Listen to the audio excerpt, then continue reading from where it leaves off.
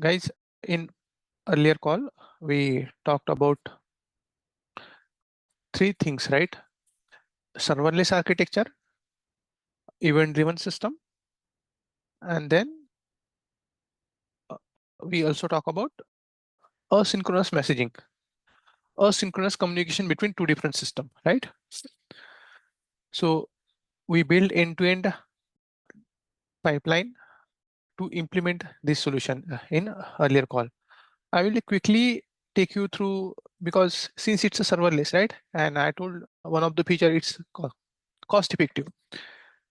Pay for your use, right? If you don't use it, you don't need to pay extra charge for that. So let me first show you what we implemented in earlier call.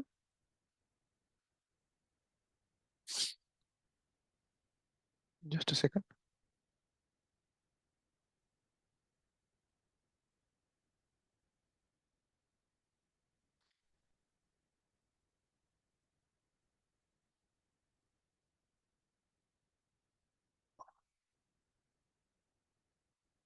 Okay, so let me again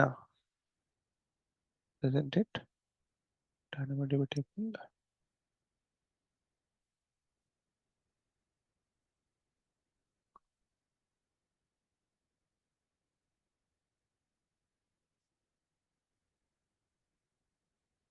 Order right here. Fine. Let me share my screen.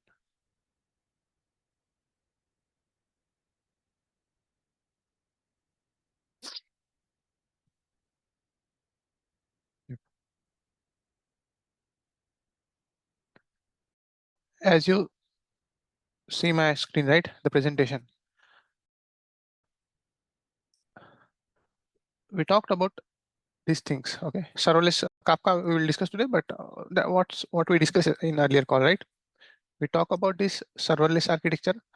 What are all the different component of serverless, right? That's what we went through, and then let me take just marker.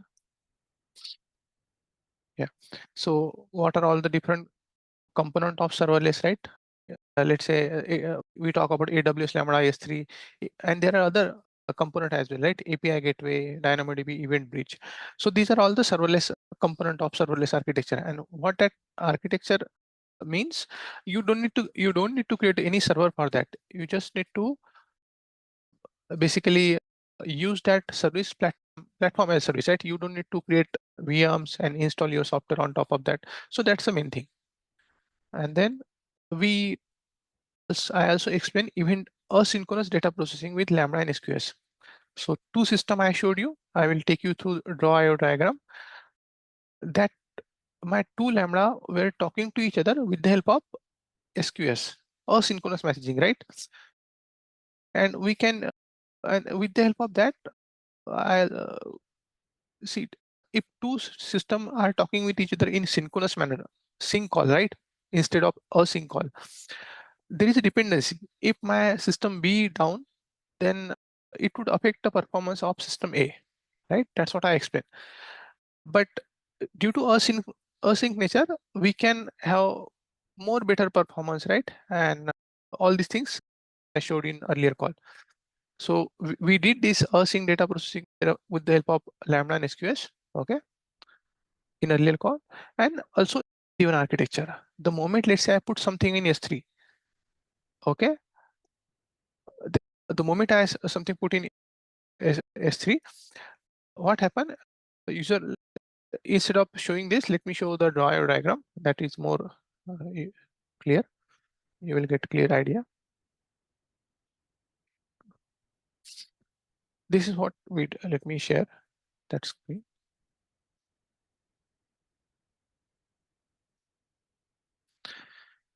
Yeah. So this is what we seen in earlier lecture, guys, right? Guys, just give me 1 second.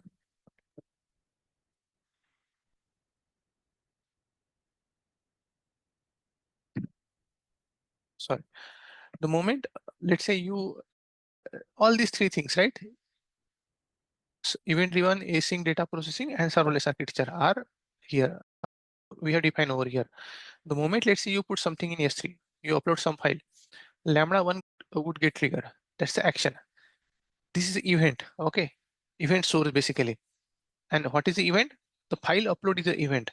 The moment that event happen, Lambda 1 automatically start its processing. Lambda 1 then send message to the SQS. Okay.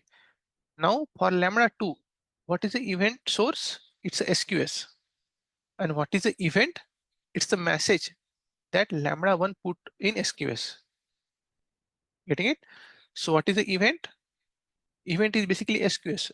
And what is the event source? Event source is the SQS. And what is the event? Event is some message which put by Lambda 1 into the SQS, right? And then Lambda 2 take that events and load it into the DynamoDB table. That's what we seen in earlier lecture. Okay. And one of the benefit of it, right? I told in earlier sessions when we cover the batch-based system, batch processing.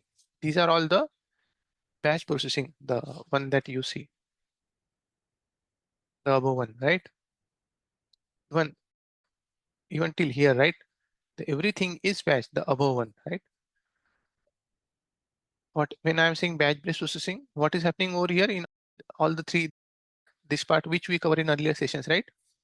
Your crawler is running at a certain interval, taking data from the raw layer and moving it to the enrich and business. We built this end-to-end pipeline in earlier last week, right?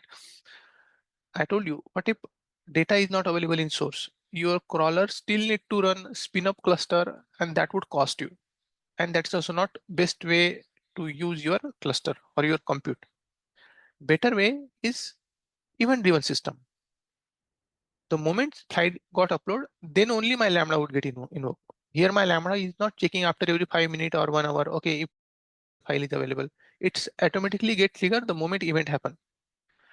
Does that mean, guys, event-driven architecture is good and this batch processing architecture, all above three, right, are not good or bad, right? No, that's not the case. It's a design decision that you need to take.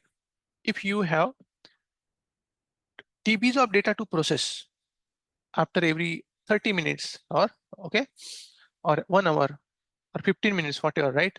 Based on your project requirement. To handle that TBs of data, raw batch processing is good because we have the solutions like AWS Glue, PySpark thing, right? PySpark and all these are developed to handle these big data things. If you are right, so if you have that GBs of data processing after every 30 minutes, 1 hour, 15 minutes, whatever duration, right? Then this batch batch data processing system is good for your architecture.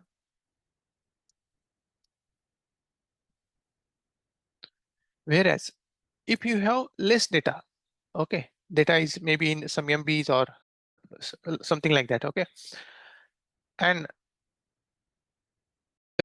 it's even like so data is not huge compared to batch based system, right? It's in MB or less than around that. So then event driven system is more better for our use case. So that's what the I would say the bottom line. Okay, when to use what. Now guys, yesterday I showed you, I will just quickly take you through these things as well. Since I told that I have it's a serverless things and we need to pay only for what we use. So I not deleted the things that we created yesterday.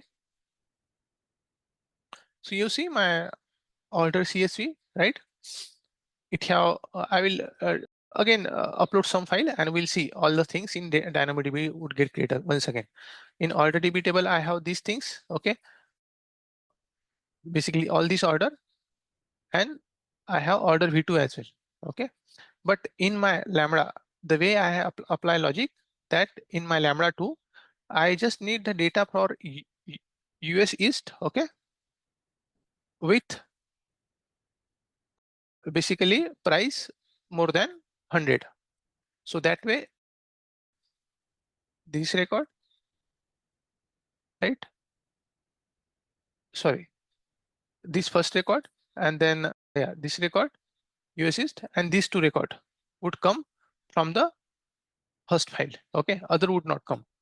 So let me show you again. So if you are getting it, like my, if you imagine that since yesterday I haven't uploaded anything, okay, but the moment I will upload now today something, again the same thing would happen. Imagine instead of that, if I would have performed any on demand any batch job, right, in to run after every 1 hour, in last 24 hours, right, it would continuously scan this S3 bucket, which is not good, right, in terms of performance perspective. So now let me click on add file. So before that, guys, let me show you. I have this DynamoDB table, orders, and here I don't have anything. Okay, if I click on explore table item, nothing is there. Return item 0, right? Now let me upload file, guys. Just a second.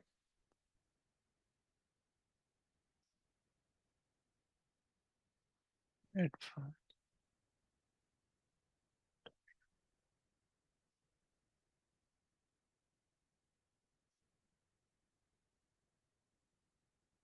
Okay.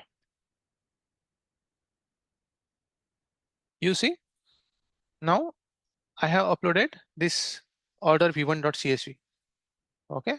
And this order v1.csv is the same that whatever I am showing you in other screen.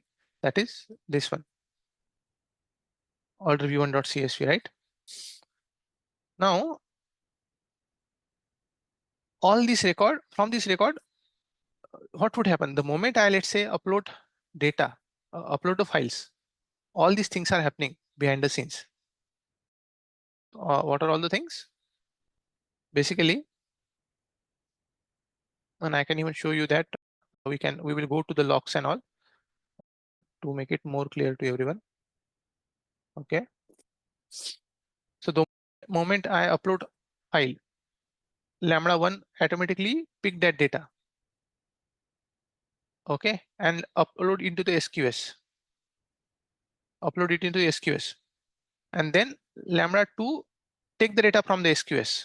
Okay, because for Lambda2, what is the event source? It's SQS. Lambda2 take the data from SQS, apply the filter of US East and product price greater than 100. That data only you can see in DynamoDB table. Let me click over here. Let me refresh. Earlier, there was no data.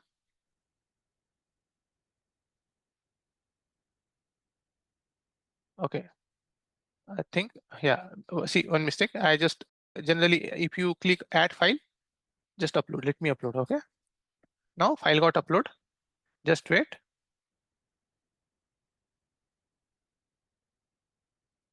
So earlier we just seen, right, data was not there. You see, we got all 4 record. Why only 4? Because those are only matching with this criteria of US East and price is greater than 100. And we have in our code, if I show you Lambda code,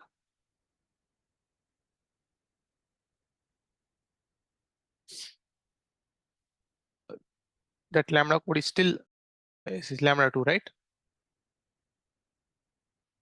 Let me open Lambda 1 as well. See, for this Lambda 2, source is SQS, right? And for this Lambda 1, the source is S3 bucket and destination is SQS. And for Lambda 2, source is SQS, but destination I have added in the code itself. See, in the code itself, if you see, I have used order tables and I apply the filter, this filter.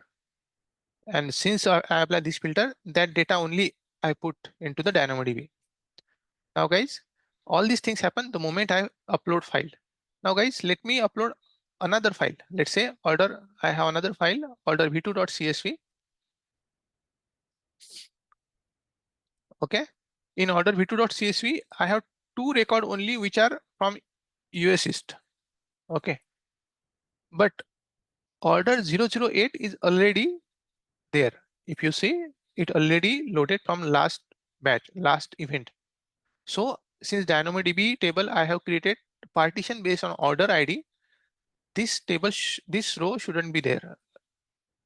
Okay, this row will not add it into DynamoDB table. So from the second event, I should get only order 10. So let's do these things as well, guys. Let me upload this file.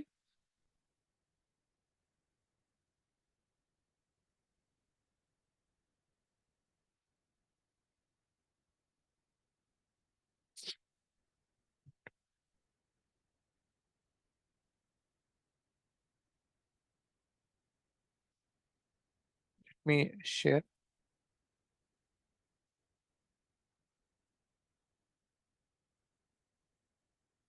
Okay.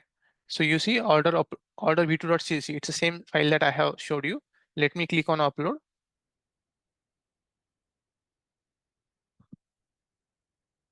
Now the moment upload happen, right? Everything would happen. All the things, right? The event creation, and then lambda 1 would get trigger. Sorry, lambda 1 would get trigger, and it store data into the SQS. Lambda 2 would read data from the SQS and store into the DynamoDB table. So if I see earlier, it was a 4 record. Let me refresh. You see only one more record got added.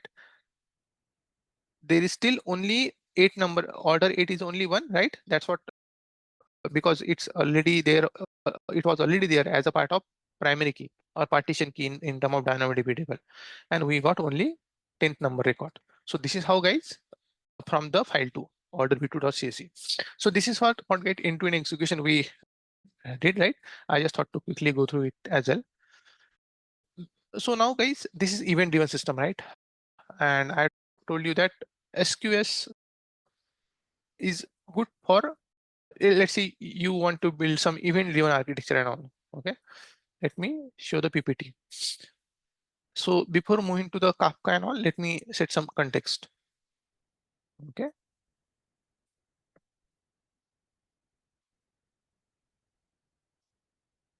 Okay. Okay.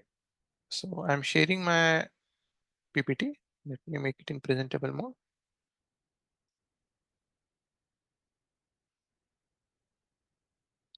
So these all things we talked. Okay. I will not again. Yeah. Yeah. So we talk about this instead of batch, how the event driven architecture would help, right? And the moment you upload file, the things would start upload file or any event. The moment data come into the SQS, your event would get triggered and your Python function would start the processing and all. Okay. Now, guys, and these are all the component that I talked, right? The source, decoupling, how the two lambda are talking with each other with the help of SQS. These two are not dependent. One lambda is not calling to another lambda directly. It's a decoupled, right? We talked about event broker, right? It's a SQS in this case, and lambda 2, then what my lambda 2 is doing, and conditional data processing I added in lambda 2, right? One more thing, guys, in lambda, whatever I showed you in earlier call as well, right? So let's say when you in lambda, in not in lambda, in SQS, right? Let's say you put in, there is one features in feature in SQS. Okay, let me go to that diagram. Uh, there is feature in SQS. Let's say if you put some messages in SQS and that message by any chance not got processed by this lambda, okay, because it's if there are millions of messages coming after every, let's say, I told you that lambda is not basically SQS, and this event driven architecture is not meant for let's GBs of data, but let's say it's continuously working. But by any chance, let's say something happen in AWS side itself, lambda is down, right? Because of some infrastructure error from the AWS side itself. Then these messages, though it would never happen because lambda have that availability, but let's take the worst case. These messages in SQS, we can, so who will process this message in SQS if lambda 2 is down, right? We can configure DL queue, delta queue in the SQS. So what would happen? Messages which not got processed within certain duration, that would get moved to the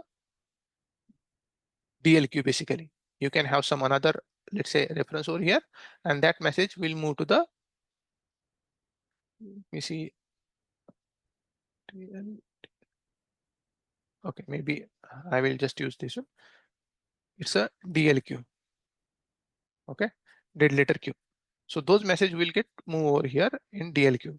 And in SQS, in last lecture, I showed you that how you can configure those things. Okay.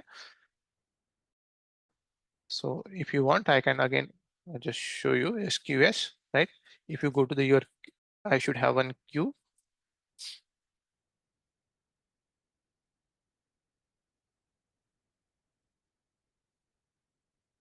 Okay. And you see DLQ.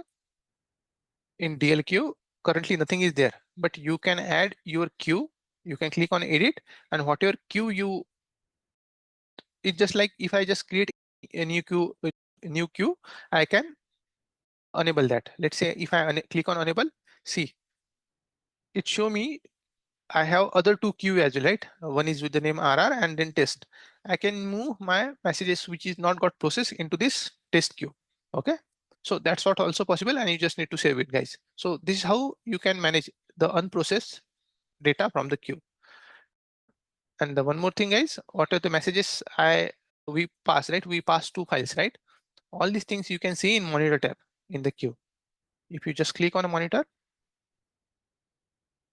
you should see some spike, because see that spike in between this duration. Okay. So we got that data. So this is how, guys, things would work end to end, right? So you see number of messages received and all. Fine. That's all here. I just wanted to talk about this queue part as well. Okay. Queue and SQS as well. Let me move to the PPT once again. We talk about DLQ and then scalability and resilience, right? This architecture is scalable, resilient, right? Because every system work independently without dependency having each other, and it also fault tolerance and give more throughput to you. A real-time data ingestion, the moment, let's say, the new file got added, you can process that data that it support, right? The moment, let's say, I today upload file, and after 6 hours I upload file, then only the real that at the same time the data processing would start. And audit and monitoring, I showed you in SQS, right? How you can see the basically basically the data that you received, right? In term of in monitoring tab, you can monitoring tab, you can see the amount of message received and all right. And loose coupling, data is loosely coupled, all these systems. So best things in term of when you are designing any solution, it's a best practice to loosely couple things. They shouldn't be tightly coupled with each other. Lambda 1 should not be tightly coupled with lambda 2, meaning they should try to talk with each other. They should talk with each other in a synchronous way, not a synchronous way. That's the meaning of loosely coupled, guys. Okay. And if you want, I can even in lambda, let's say when you're a second, let me share the screen one second. In lambda, if you go to the AWS lambda, right, there also you can see the monitoring tab. So every solution help you to show what your actual function is doing. If you click on lambda, you see some spike and all things over here, right? And you can even see the logs as well. If you click on a CloudWatch log, because you write some code, right? And if something goes wrong with that code, how to check? Then we have this CloudWatch logs. If you click on here, it would take you to CloudWatch is a centralized system in AWS to collect the log. All the services like Lambda, EC2, right? Or the multiple services in AWS, right? The compute services, or you can create a cluster as well, right? All this cluster can send their log or Lambda into this CloudWatch logs. And you can see, let's say latest log, if I click on, you can see that event, right? I told you I clicked on Lambda 1. So what was that event? When I upload the file, this is what that event was, right? You see, order v1.csv we uploaded, what was the size, right? And then bucket name and all these things. All these things you will get over here.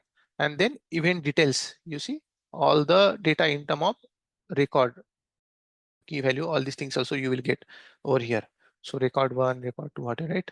You see US East and then other things also over here. So this is all the things that you will get, right? You can see the logs and all in this CloudWatch log section. Now guys, let's start to discuss on Kafka. Okay, so we talked this now, and now let's say imagine guys, if I want to build one solution. Okay, let me see if I'm sharing my PPT. Yes. So guys, let's say I want to build some solution which need to, in which I need to process huge data. When I'm saying huge data, it's a millions of record I am getting from the source system after every 5-10 minutes, right?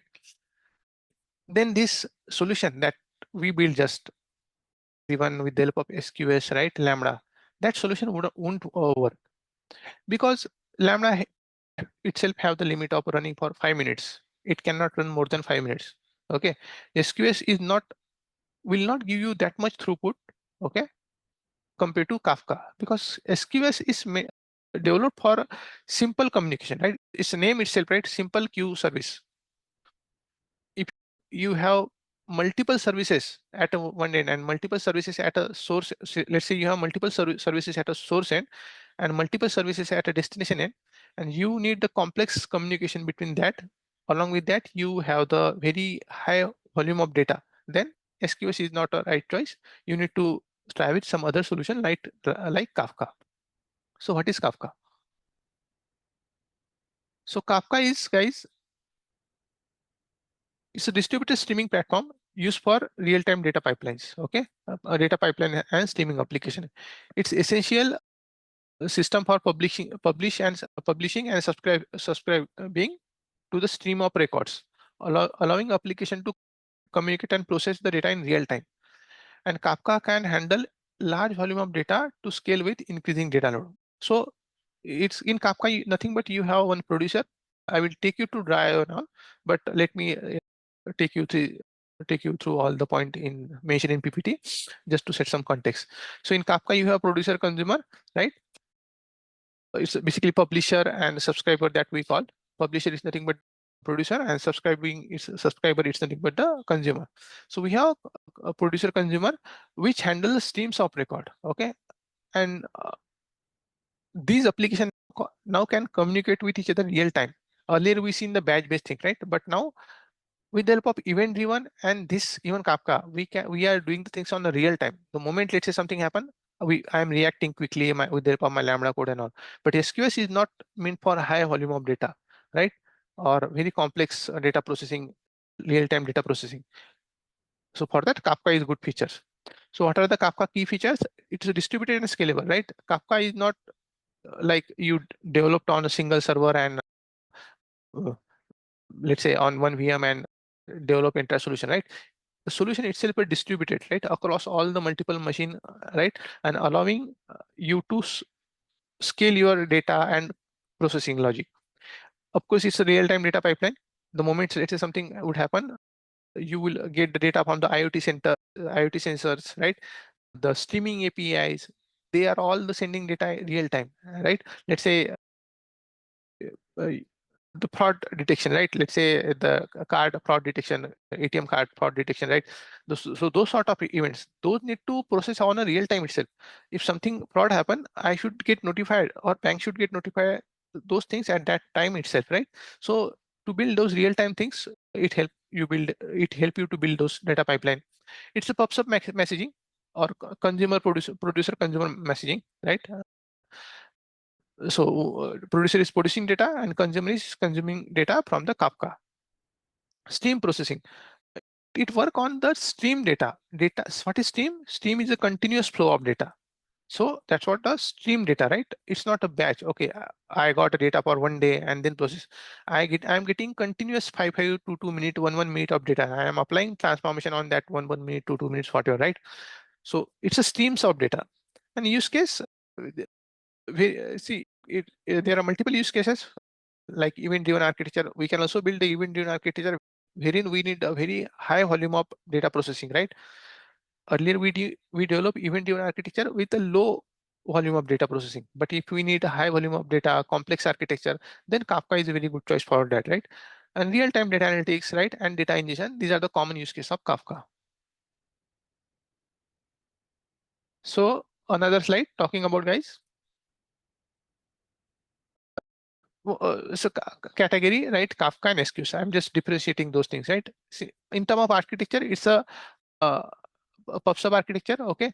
And SQS is mostly like someone is pushing data and someone is pulling data from your system, right? So in terms of pub sub architecture, Kafka is more suited, whereas queue mechanism is like someone will push data to the queue unless until someone will pull that data would still reside for certain duration, right? So that's the main difference, okay?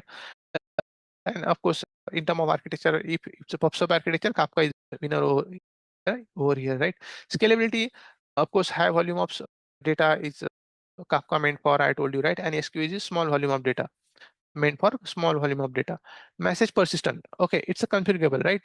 We can configure the retention period for 30 days or even more than that in Kafka. That is a very good thing. Whatever the message that going to the Kafka, it's a configurable for many duration, many days or something like that. But in Kafka SQS, there is some limitation in terms of it's a 14 days max, I think. Okay. Message delivery, it's the same in both guys, right? At least one. So message, whatever the message that you are passing, it's at least one, exactly one, and with the transaction. So in this case, both are the same thing. And if we talk about this part, so what is at least one message that I am passing, okay, that would goes to consumer at least one, okay, or so that means there might be chances message would get duplicated at a consumer side, right? That's what at least one. What is exactly one message that I am producing to the I am producing and which will consume by consumer is exactly one. So that ensure that message will go only once. So these are all the configuration that you can do, okay, in terms of message delivery, okay, and then consumer group. In Kafka, we have consumer group. We will talk about that. But in SQS, there is no consumer, right? It's a just one thing. One Lambda 2 is pulling the data from the SQS and all, right? So there is no consumer group concept in SQS. So guys, now let's go to the draw. Okay,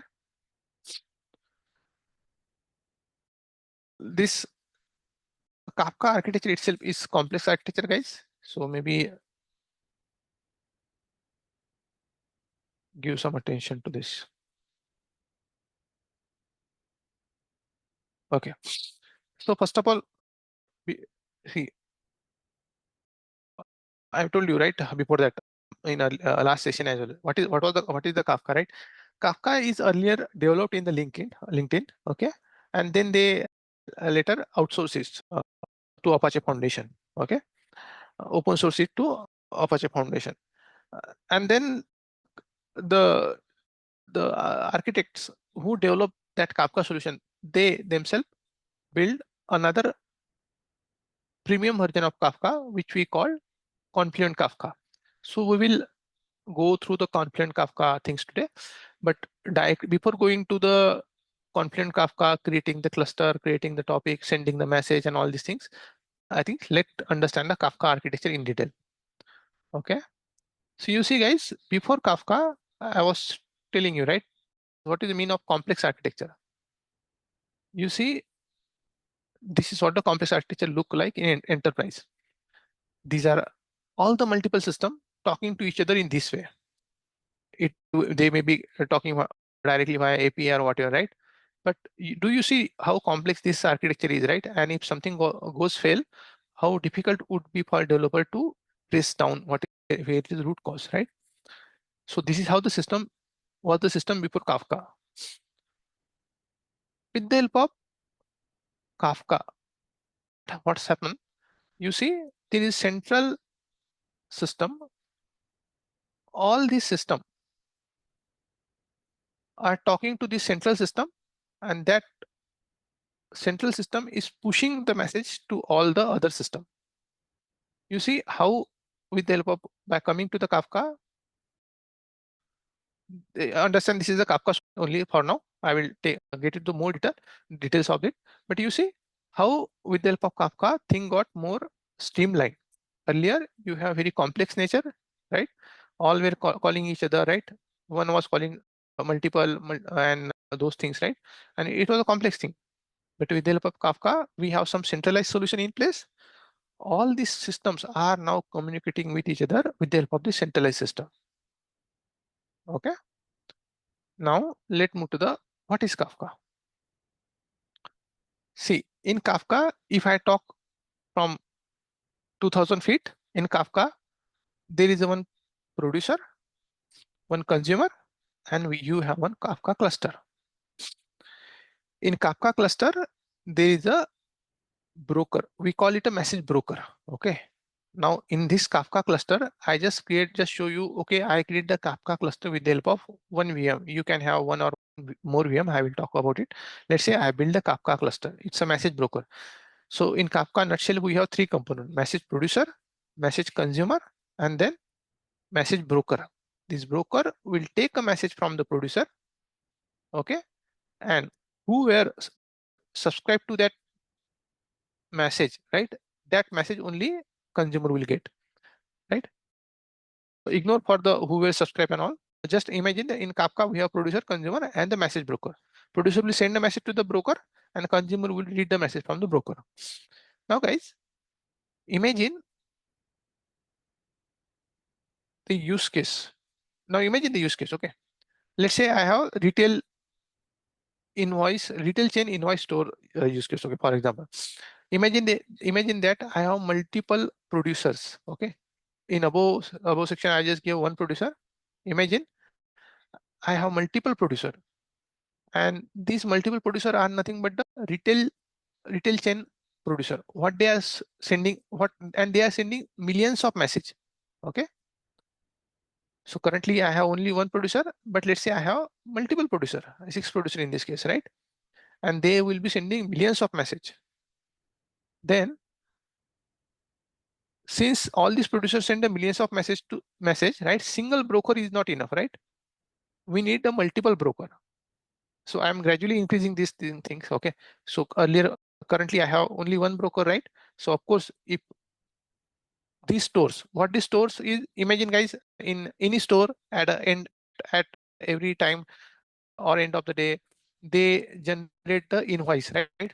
What is the collection for today's date, or what is the collection for today's in last 1 hour, for example, right?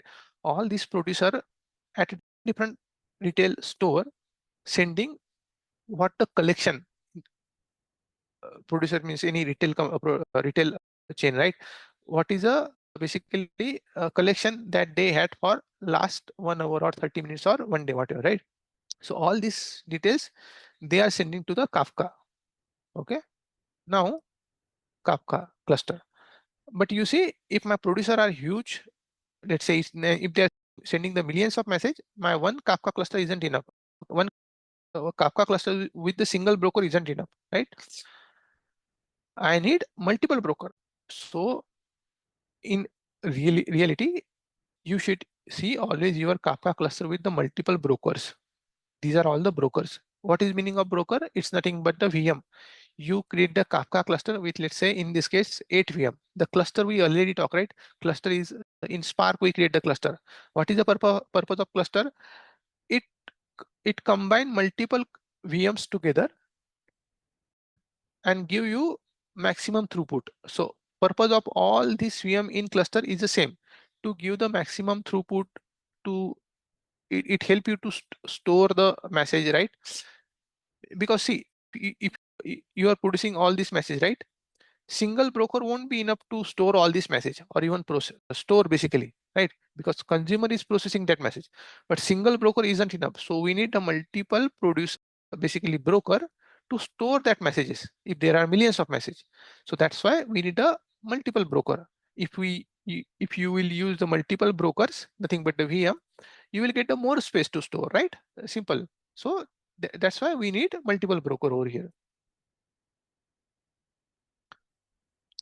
Guys, while I'm explaining, if you have any question, please interrupt. Okay, not an issue. So you need a multiple broker. Now, fine. We answer why we need a multiple broker, because there are millions of messages and my single broker won't be able to store all these messages, since I need a multiple broker. Okay. So we answer the question why we need a multiple broker. Now go to the next.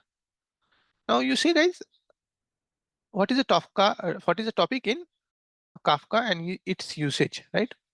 So I'm telling you, message will send to the broker, but where exactly, right? Imagine that I have multiple producer. Okay, here I have multiple producer, and imagine that there are some producer, some producer or some stores, okay, which are dealing with the huge data. Let's say popular stores. There are some popular store, right? And there are some non-popular store that way. The data which is coming from popular store are in huge demand, huge demand, and that need a special attention because that's a crucial, maybe some important data for e-com, that retail chain industry, right? So out of all these producer, data which get produced by some of the store are more important to analyze to the retail that retail particular industry, right? So if so, how to segregate who to send data to where? I mean, should I put data into the let's say if I broke all divide this all the store into the popular and non-popular store, then who should send what, right? Let's say I told that popular store 1 and 2 are the popular store and 3, 4, 5, 6 are non-popular store. But how to convey that message? Where you should put that data? I cannot tell that, okay, one and store 1 and 2, you put data into the broker 1 and 2, but what if that broker 1 and 2 is not enough, right? So that's why to where to put the message in the Kafka cluster, it's a topic. So purpose of topic, its topic is nothing but, guys, it's a, if you think about the database terminology, it's a table in database. So just imagine for a second, Kafka cluster is your database and topic is a table name. All these producer we can configure. Okay, these two producer I can configure. Okay, you both guys send data to producer one and producer one and producers two from the store 1 and 2. Send data to the topic that is with the name popular store. You need to configure that in code. I will be showing you all these things in code as well, wherein how to configure the topic name and all, right? And all other producer I can write in a code that you should populate, you should put data into the topic with the name non-popular store. Okay. Now guys, let me add these few things over here. See, message, let me read these things. Message gets stored in clustering topic. I told you, right? We can create the multiple topic. So say topic is basically to segregate the messages, right? How we are segregating message over here in popular basically popular store and non-popular store. This store I already told that these stores are sending the invoice for their hourly transactions, right? From these multiple stores, retail industry, right? So they are sending this message. So to categorize those message, right, we need a topic. One producer can send message to one or multiple topic. So I told you, right, producer 1 and 2 is sending message to this topic, and producer 3, 4, 5, 6 are sending message to the non-popular topic. But it's possible in real life. One producer can send message to the multiple topic plus now consumer, right? The moment, let's say you put message to the topic, consumer is continuously listening to that particular topic. Okay, the moment message get put, consumer will read that data from that topic. So that's the importance of topic, guys, right? Topic is, let's say, things to segregate data. Your producer will send to message that particular, your producer will send message to that particular topic. The moment message come to that topic, there is already consumer which is listening to that topic. It's continuously listening. The moment message get put, it will listen that data and process it. Okay. So we have two consumer popular store and consumer non-popular store. They would continuously read that message from that specific topic. In Kafka, topic are essential for organizing and managing data streams. Okay. Of course, we discussed this, right? The data that we are getting, we need to manage it a better way, right? They act as a logical channel for grouping related message, allowing producer to publish and consumer to subscribe to specific streams. Okay.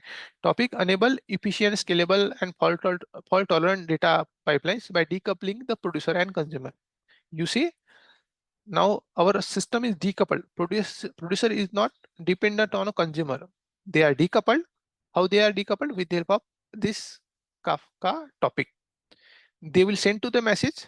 Let's say your producer 1 and 2, your any this let's say all these producers send message to the respective topic, but your consumer, let's say this consumer is down, your consumer popular store is down due to some reason, right? Then what would happen, right? Message would be still there. The moment, let's say, consumer popular store would get upped, of course your engineering team will make it a necessary thing to make that consumer bring in the running state. The moment it's in running state, it would start processing all the message that it not processed till the time it got failed. It will process all those messages. So you see, these systems are now decoupled, right? And still they are doing, they are highly available and means reliable in the sense, right? It's decoupled and reliable. They are doing the job that they need to do. No, none of the message would get lost, right? So that's why, guys, we need a topic in cluster basically to segregate the messages, right? Because consumer need to know from where I need to consume. It if I will not develop the topic, then it's like all the producer will send to, let's say this cluster, but how to consumer to know that, okay, to from where I need to consume, right? So topic is a logical things. If you talk about in term of database, it's a table in Kafka cluster. Okay, so that's why we need topic in Kafka to segregate the messages from the producer, okay, and consumer also, because consumer need to know to where to listen from, to which topic it need to process data. Okay. Okay, now guys, we talk about the topic. I told you that Kafka send messages to topic, but how it sent? Now it come more interesting part, the partition. What this store do, guys? Okay, see, producer send message to topic in term of partition. The message that you are passing, guys, it convert that message in the form of partitions. For example, in this case, this producer is sending message. Let's say all these producers are sending message. There are two topic name I told you, right? Topic name popular store and topic name non-popular store. These topic are stored in the store. This topic store data in the form of partition in cluster. Okay, so in topic basically we have partitions. Getting it? So in topic we have, so when I'm saying we create a topic, what exactly we are creating? Okay, topic we create, but topic have multiple partitions.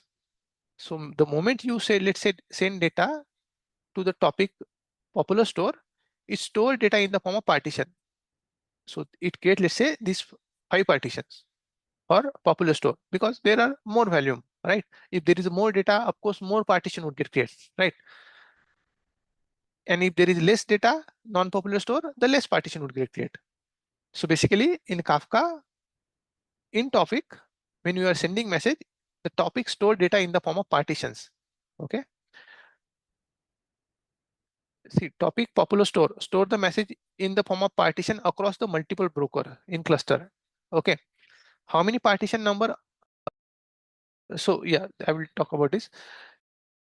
See, all this partition, right? I told you that what are the message that you are putting into the topic, it gets stored in the form of partition, and where this partition decide on all these broker. I have some other diagram as well to show you how it show how it store those partition, but those partition get stored across the multiple brokers. This broker, right? So what are all these partition you are seeing? 5 partition above and 2 partitions above. These are nothing but the component of topic, and this partition would get stored in all these brokers, guys. Okay, and you have then consumer also, right? You will decide the consumer, okay, to which topic you need to connect to. What this consumer do? Consumer would read all the partition basically, because consumer is listening to that particular topic, right? Consumer would read data in the form of partitions, and this consumer also would read data in the form of partition. So guys, in Kafka, message gets stored in cluster in topic, right? and we create the multiple topic to segregate the message that produced by producer. That's the important thing, right? Now guys, another thing. So I just mentioned over here, these two topic, basically non-popular store and non-popular store, all are sending message to the topic in the form of partitions across the multiple broker. Okay. For non-popular store, since there is less data, you have only two partitions. Okay. Now you might be wondering, okay, we are storing data in the form of partitions, but how that exactly look? So this is how, guys, when your producer send data, these are all the messages that you see, right? You start sending first message is 0, then first, second, third, fourth, and all, right? So this is how your producer will send data. The newest message would of course append at a very last, but at a consumer side, your consumer would start picking message from 0, 1, 2 from respective partition. So whatever this consumer you are seeing, right? This consumer would read data from these respective partitions. And if you write your consumer to process data from, let's say, this consumer popular store, I mentioned to process data from, let's say, popular store only. So it would only process data from the partitions of popular store. It won't process data from the non-popular store. So that's what we configure in code. But imagine all these, let's say, partitions are of, let's say, popular store only, right? So this consumer would read all this data from all these partition parallelly. So partition is basically, guys, not, nothing but the way to do things in parallel. How? Because one consumer, so I will tell in we have further information about, there is not single consumer, there are multiple consumer you can develop in consumer group. Okay, so when you're consuming that data, you can, since it's a data is partition, the multiple consumer can connect to the multiple partition and process data in parallel way, right? So partition is a way to do the data in parallel way, right? Your data got two things, right? First of all, your data got split it into the partition by a producer, right? And to process that data in parallel way, we can create the multiple consumers. I have some diagram in further consumer group and consumer. So multiple consumer in consumer group can process that data in parallel way at the same time, right? So this is what partition, guys. In nutshell, what is the partition? Basically, when you are storing data in Kafka topic, you store it in the form of partitions, right? And how many partitions should I create then? Okay, for example, I mentioned that how many partition number we should design. Let's say I'm creating the topic, let's say popular store, and I want to know that how many partition. That's a architectural decision, guys. You need to understand, and you need to create at the time of creating that topic. When you are creating that topic, you need it's when I will be taking you through the Confluent Kafka cluster. It asks you how many partitions you need. That you need to design or define based on your understanding on your data volume, right? I can say, okay, I need, let's say, 20 partitions. So there must, when you are saying 20 partitions, there must be some thought behind that number, right? And what is that thought? You need to understand how much GBs of data we are processing, right? How is the frequency of data? How are so based on all these things, you can define the partitions number. So in our case, I just create the, let's say, 5 partition for popular store and 2 partition for non-popular store, right? While creating these two topic. So when I, let's say, build these two topic, popular store and non-popular store, I specify 5 partition for this one, okay, and 2 partition for this one. So that's why when I'm sending that data from the producer, that data got splitted across all the partitions, right? Respectively. Now, guys, we talk about the partition. Now let's move to the other thing. I told you, right? How, now see how the partition gets stored into the Kafka cluster. So these are all the producer, right? When you are and when you create the topic, you create a partition, right? The partition will get stored, of course, partition it gets stored into the Kafka cluster, but how, where? I told you your Kafka cluster is nothing but a set of broker. So the way it's stored, for example, partition 0, 1, 2 in broker 1, 2, 3, partition 3 is in, let's say, broker 5, and partition 4 is in broker 8, right? That's how the Kafka managed to store the things in a broker. Similarly, partition 0 and 1 are part in broker 4 and broker 7. That's something Kafka manage, right, to store the data, to store the partition in broker, right? In cluster, partition store. So basically, when I'm saying that, okay, your producer store data into the partition, right? What exactly? It's nothing but the directory, guys. Partition is nothing but the directory. If we talk about very layman term, I'm saying that, okay, producer would send data into the Kafka topic, and that topic is divided into the partitions, and that partitions is stored into the broker. What is meaning of that? That partition is nothing but the directories, the message, and that directories contain the messages that what your producer is sending.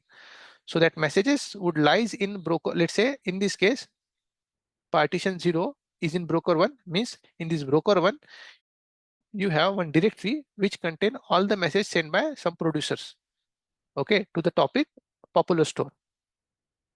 Now that directory, guys, have some limit. That's what we call the segment limit. Max limit of that, its max size is 1 GB, okay. And if, let's say, my producer is producing data, let's say my popular store, let's say my 1 and 2 are the popular, basically producer will send message to the popular store, store 1 and store 2, right? Producer from store 1 and store 2. Let's say when I'm saying it would store data into the partition 0, it will create a directory, right? And it will keep on sending message. The moment, let's say, my 1 GB directory limit get finished, it will create another segment into the broker, as long as broker have enough storage. So this is how, guys, partition gets stored into the Kafka cluster across the multiple broker. And when I'm saying that partition gets stored into the Kafka broker, it's nothing but it will create a directory, and all the message that you are getting from here will get stored into this directories.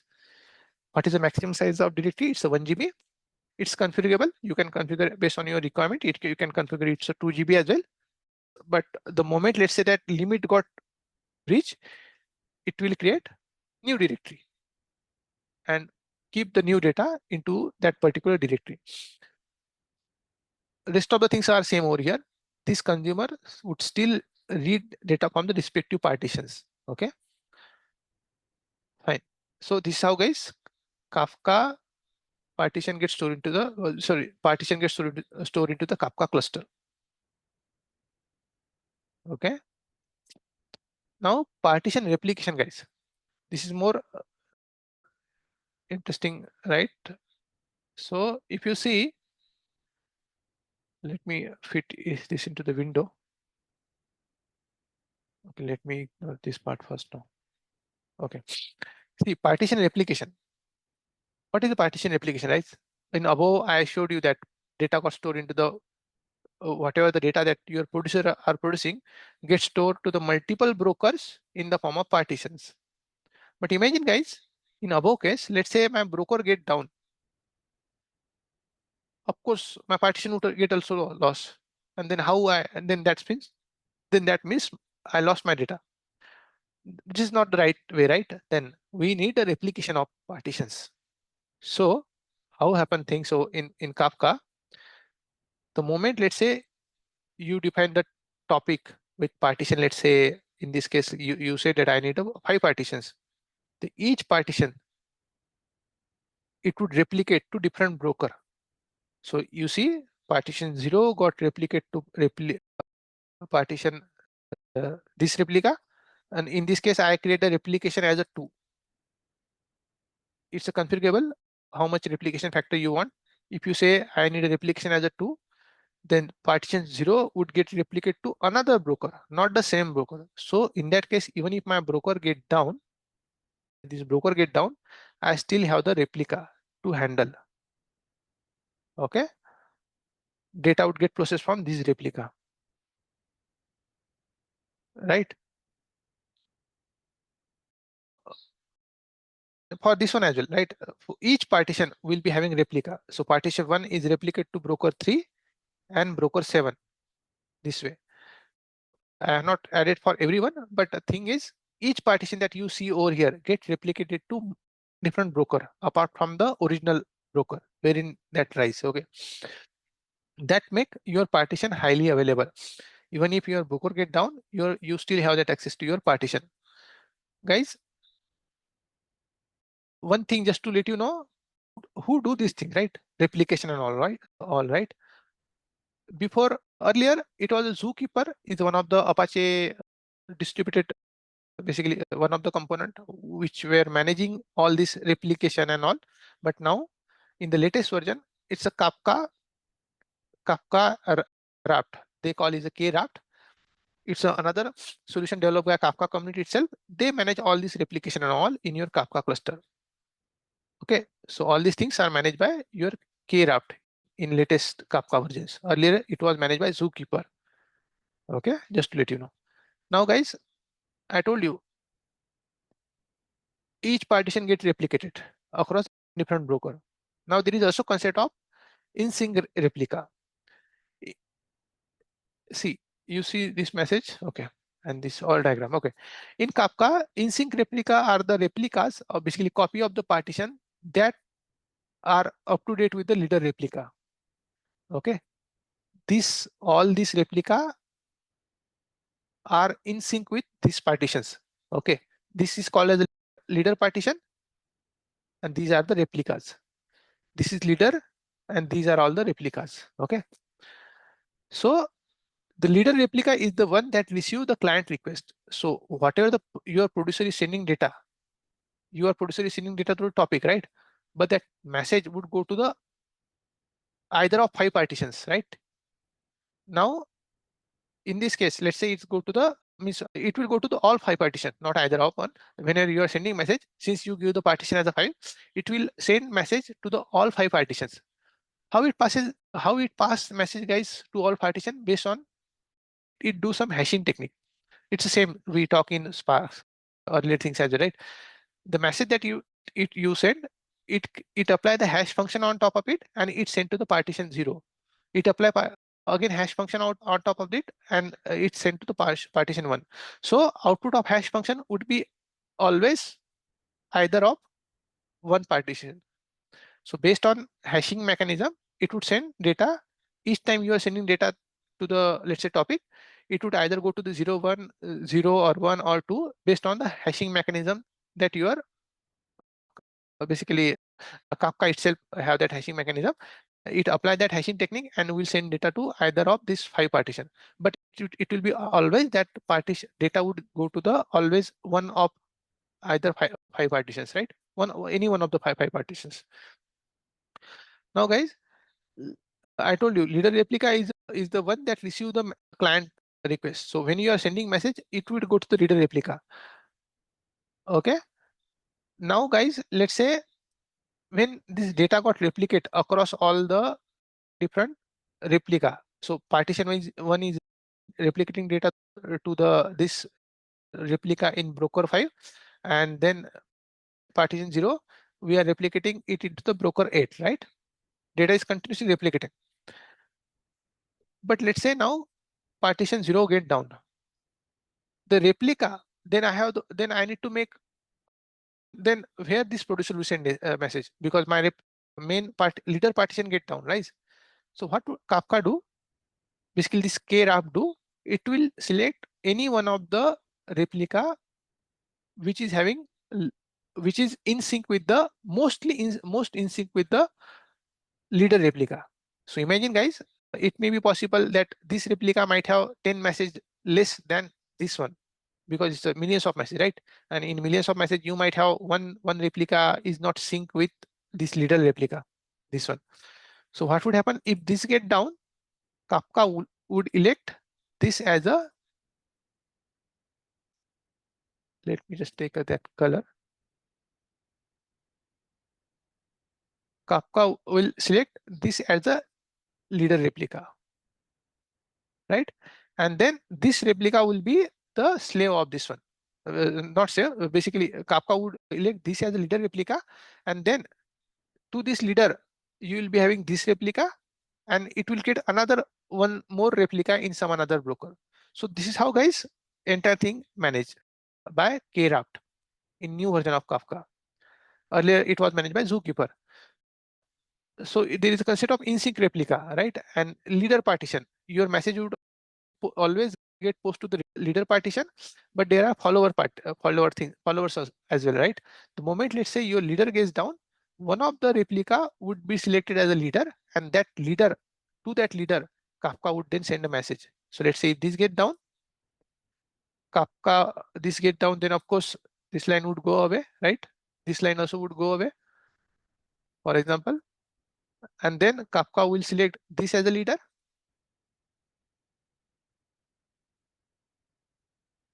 right? This as a leader, and your producer will send message to the this leader, and then your this partition would be replica of this one. Maybe I will not draw this line, but now this is a leader, and then this is a follower for your this partition. So this is how, guys, partition replication and leader selection happen in a Kafka architecture. Okay, let me revert these things. Okay, Kafka ensure that data only. Now important thing, see guys, when you are sending the message, okay, your message, whatever you are sending, is considered to be the committed in a Kafka only when your message got replicated to all the defined replicas. In this case, if you, let's say, you define a replication factor as a 2, unless until that message get put to the both replica, Kafka will not consider that message as a committed message. So that's how, guys, Kafka ensure that in any case you should have always your message to be available, right?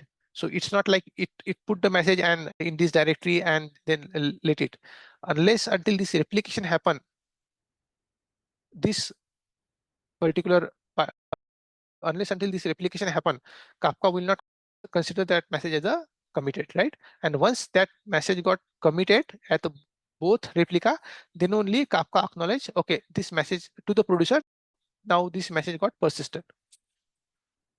Okay. Okay. Now, guys, till now we mostly talk about this Kafka cluster and producer, right? Consumer. Now we will focus on consumer. What is the consumer?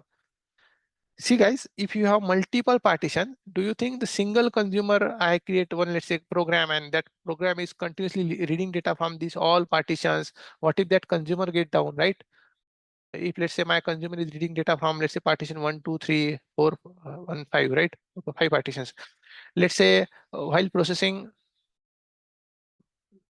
my consumer goes down. For example, this consumer goes down, right?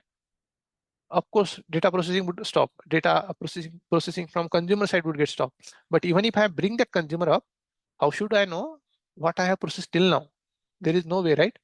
So that's why we have the mechanism called consumer group in consumer side. Okay. The way thing happen, guys. See, now I'm more focused on consumer side. You have this message, the same I showed in this diagram, right? So you have these messages in broker. Just for this purpose, I remove this replication part to make, otherwise it would make diagram more complex. So you have broker 1 to 8, right? And these are the partitions which are residing on this specific broker. Of course, you will be having replication as well, right, over here. But let I have removed that replication factor, replication things, just to make this diagram more simple. But yeah, you will be having replication also over here, right? Now, guys, what would happen? Let me make this diagram fit properly. So I was talking, right? Is single consumer is enough to read data from multiple partition? No, right? We need a multiple consumer. So you see, in consumer code, you write the topic to which it need to listen to. Okay. When you write that, all the partitions, so your consumer would read all the partitions from that specific topic. So if, let's say, you give that your consumer to read data from popular store, that is topic name. all the topics, sorry, all the partition that topic have, it would read data from those particular partitions, right? If you mention, let's say this topic might have, let's say in this case, I have 5 partitions, right? 0 to 4. So consumer 1 would parallelly read data from partition 0, 1, 2, and consumer 2 would parallelly read data from partition 3 and 4. This is how, right, we achieve the parallelism with the help of partitions, right? Partition, main important things behind the partition, using partition, of course, data is distributed, make it highly replicated, right? So that even if your one broker goes down, you should not lose data. But when it comes to the processing part, you don't want, you want a parallel processing, right? And that's where the partitions come. Your consumer would start reading data. One consumer can read data from multiple partitions, right? And this consumer 2 also can read data from multiple partition and process it. So this is how, guys, we'll achieve more parallel computing, right? Each consumer would allow to read data from the assigned partition. This way, consumer don't interfere with each other, guys. So when you are seeing, when the moment, let's say you told your consumer that, okay, read data from popular store, it would assign, okay, I will read the 3 partitions, 0, 1, 2, 3, 0, 1, 2, and you, another consumer would decide, I will read data from partition 3 and 4. Who decide it? I will tell you later. Okay. But this is the consumer coordinator. That's what decide. But right. But consumer 1 decide. So consumer 1 has instructed to read data from partition 1, 2, 3, 0, 1, 2, and consumer 2 has been instructed to read data from partition 2, 3, and 4. Who instructed? It's the consumer coordinator, guys. In next slide, I have that. So it would read only data from those partition. It will not interfere with each other. This way, we ensure that message to avoid any message duplicacy or reading the message in consistent way. Okay. So this is what, guys, Kafka consumer. Now, okay, we have Kafka consumer to process. What is the main purpose of Kafka consumer? Because to read data from multiple partitions, single consumer is not enough. So for example, since I know for my popular store, there is a huge traffic, right?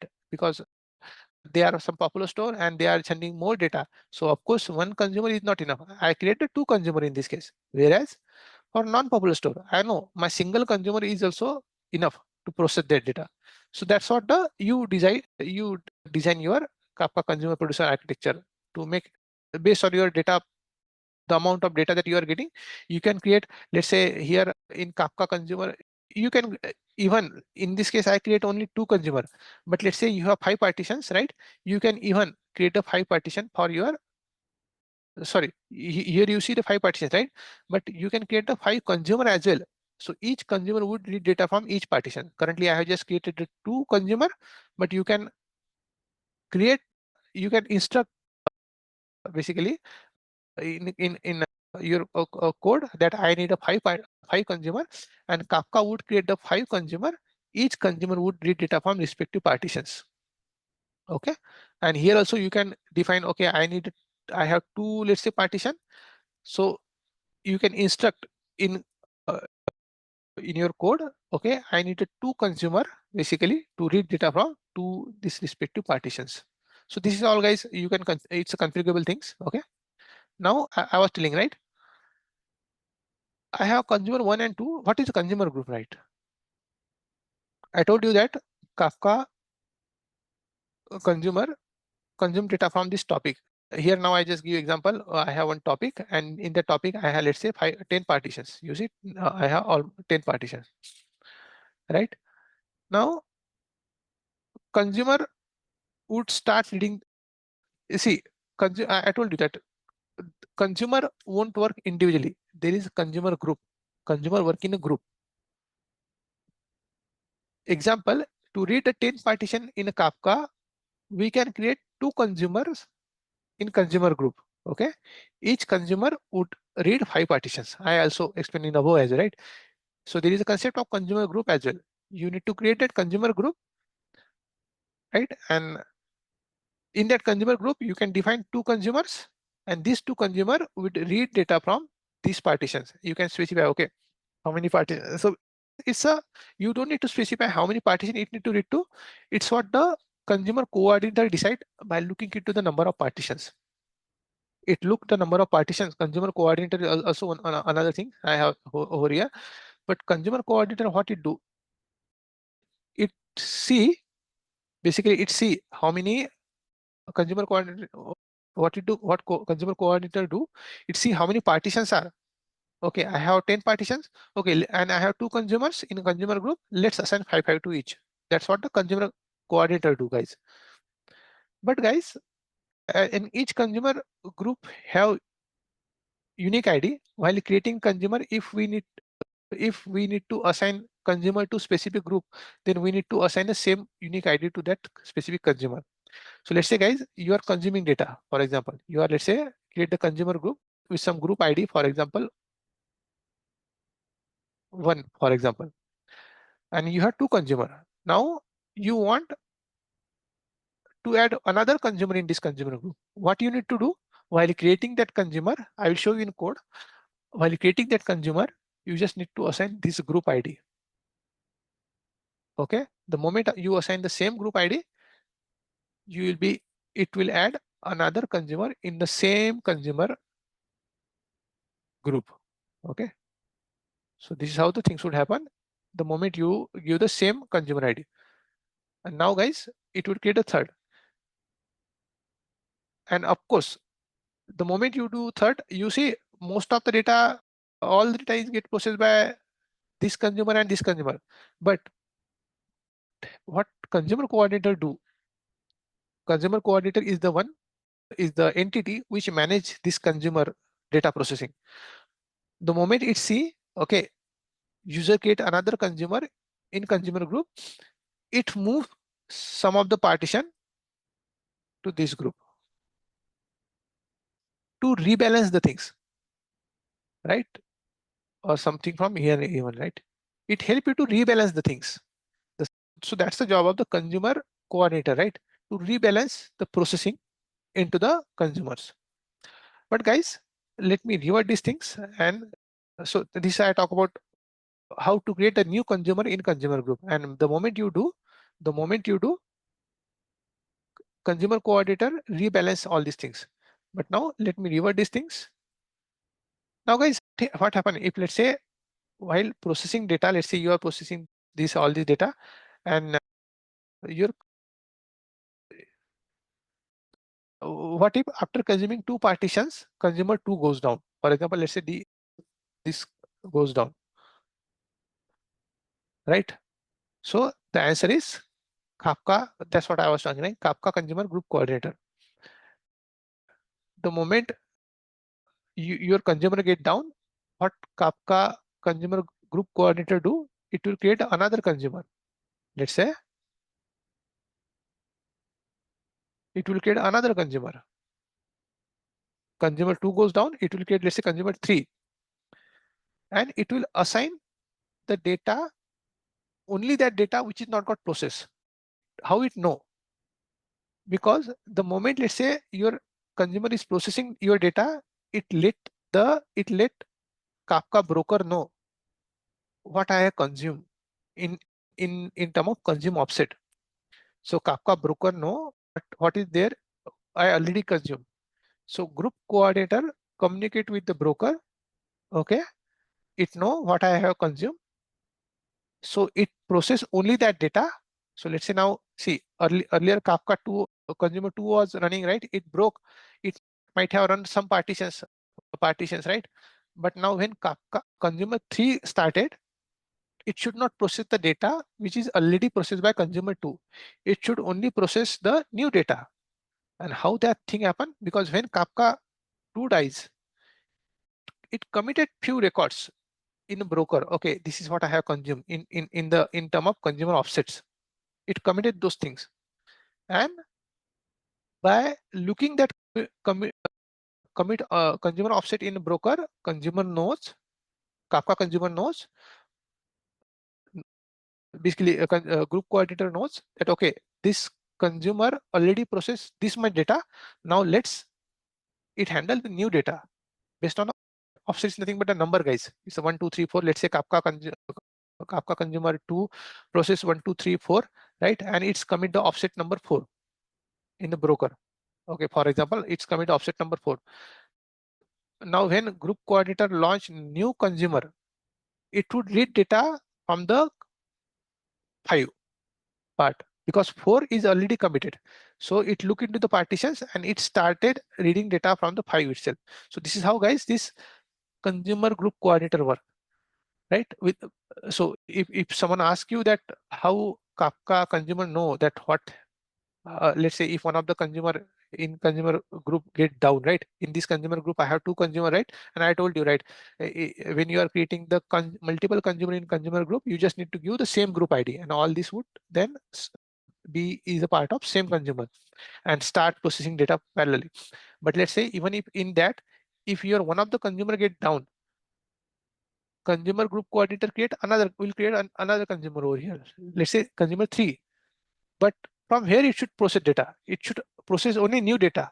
And how it know from where it to process? Because your consumer 2 committed, let's say it process 4 records, 0, 1, 2, 3, 4, for example, 4 record it process. So it committed the 4 number in Kafka broker. So now your consumer 3 would start picking data from 5, not 0, 1, 2, 3, 4, because it already processed the data.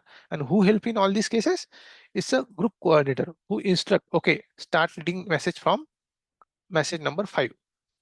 All this message, whatever the consumer is consuming, is committed in a broker, so that even if single consumer gets down, it should read data from the new, it should only read new data, not already processed data. And that's what a job of, guides consumer group coordinator. In Kafka, consumer group coordinator main job is to manage the assignment of partitions. Okay, I told you, right? When the partitions that you have in earlier things, I have added one more consumer right here.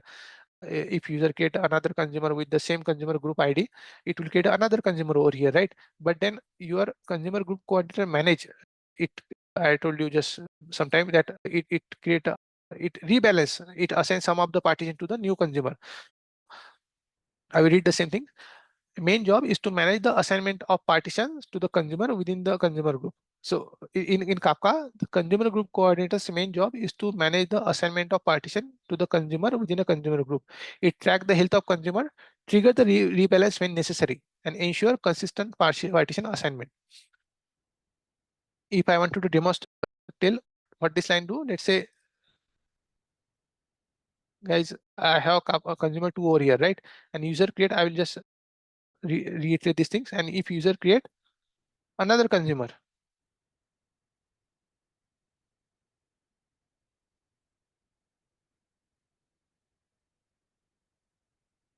the moment, let's say, user create another consumer here, what would happen? What would happen? Consumer group coordinator do rebalance. It would assign some of the partition which not got processed. Okay, it would always give only that data which is not processed. It would do rebalancing of things. So this rebalance, right, and consistent partition assignment, all this is the job of Kafka consumer group coordinator. And I even told you that in Kafka group, coordinator automatically reassign a partition to the healthy consumer when the failure occur, right? In early lecture, I just down the consumer 2 and consumer 3 being sub, and then how it do assignment. So those things, right? And how it know that which, because when new consumer come, it should not process the earlier processed data. So it know that thing only with the help of consumer offset. And who commit that consumer offset? It's a consumer itself commit that into the broker. Okay, so it's a job of group coordinator to know what consumer already committed before die. Let's say consumer 2 before die committed, let's say some before it get down, it let's say committed a message till 4. Now it's a job of group coordinator to assign to process message from the 5. So this is all the guys all the job of consumer group coordinator. Okay, so enough theory, guys. I will now go to the Confluent Kafka cluster. So this is what, guys, main component of Confluent Kafka. sorry, this is main component of Kafka. Now, let me go to the Confluent page. You guys also can create this cluster. It's a developer Confluent. You can just go over here, okay, and you just need to give your credentials. Just check. You just need to give your name and other detail, and it would ask you your debit card detail, and you just need to sign up, okay, for free trial.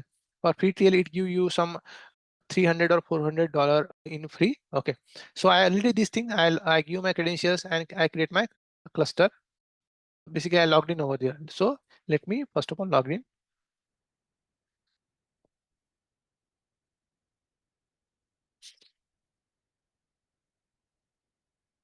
So the moment, let's say you fill all this information, your personal information, your debit card things, it would help you to go to the Confluent Cloud. So why we choose guys Confluent Cloud? Because that's the main important things in terms of when it comes to the Kafka solution. Kafka, Confluent Kafka is a most trusted solution in terms of streaming jobs. In other cloud, let's say AWS also have AWS also use a Kafka only, but that is also based on Apache Kafka only. So underlying, and in Azure also we have Event Hub, but that is also using the same Kafka. So it's a bit nothing but the wrapper over this Confluent things. So that's why we choose a Confluent, which is the master in this real-time streaming. So the moment, let's say guys, let's say you create you pass all this information, okay, you should be able to log in this way. And now let me click on default. Now what I will do guys, I will create a cluster. Yeah, I told you, right? In Kafka, first of all, you need a cluster. So if I show you this Kafka cluster, right? Let's create this Kafka cluster now.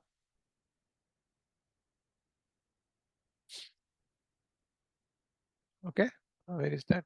Yeah, I will click on create cluster. Cluster 0 is the name. There are multiple options it gave you. I will go with the least one because I just doing it for demo purpose. And C provider, I'm using AWS. So it will create that cluster in AWS region. Okay. It has some cost, so be aware about it. So cluster name is 001, right? Sorry, cluster 0, and it's a basic one. And other things I will give as it is SLA and all public. I wanted to make it public and automatic encryption, all these things, let it be as it is. So it will create cluster for me. Let me launch cluster.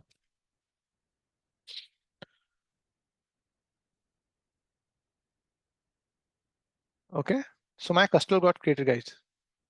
Now there are some important thing when you are creating cluster.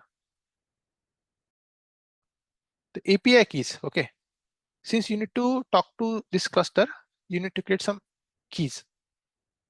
Let me create these keys. Next. So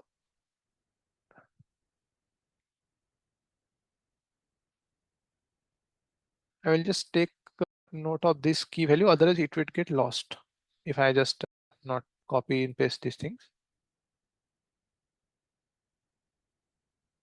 I have copied these keys.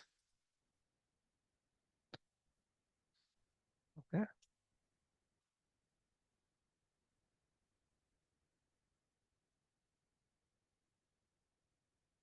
Yeah.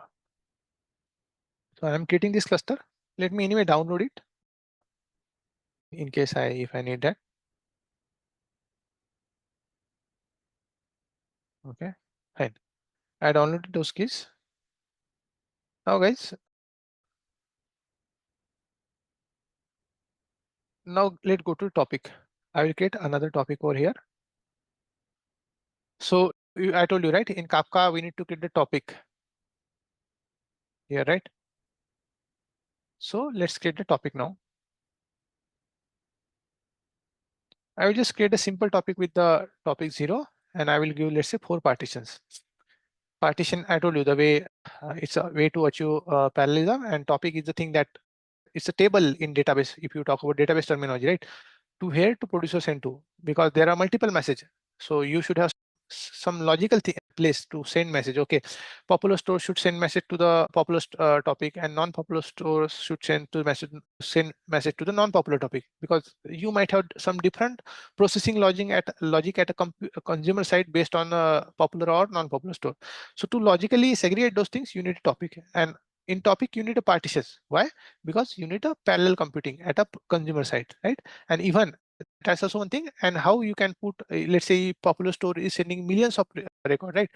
You cannot store in one broker, you need a multiple broker, and in multiple broker you will be storing data in the form of partitions. That's what we seen in earlier things. Okay, so I will let other thing as it is.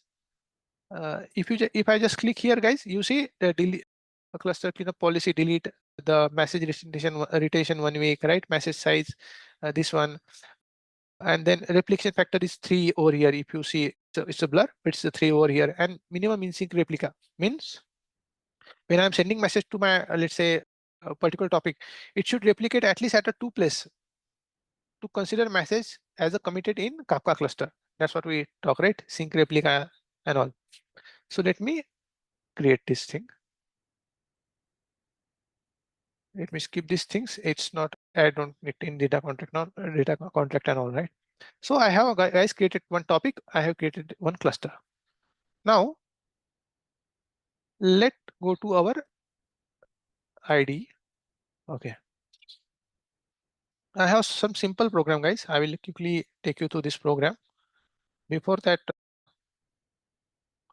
let me copy the credentials that I have used.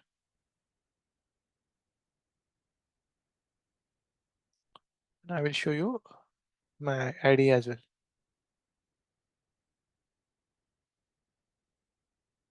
Let me share ID just to let you know what I'm doing.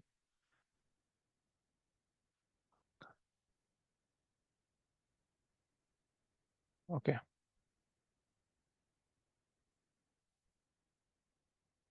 Okay, let me do one thing. When instead of this, maybe let me remove everything from my producer and my consumer. That way things more easier for you. Okay, I'm sharing my idea, guys. ID, Apache ID, Kafka consumer and Kafka.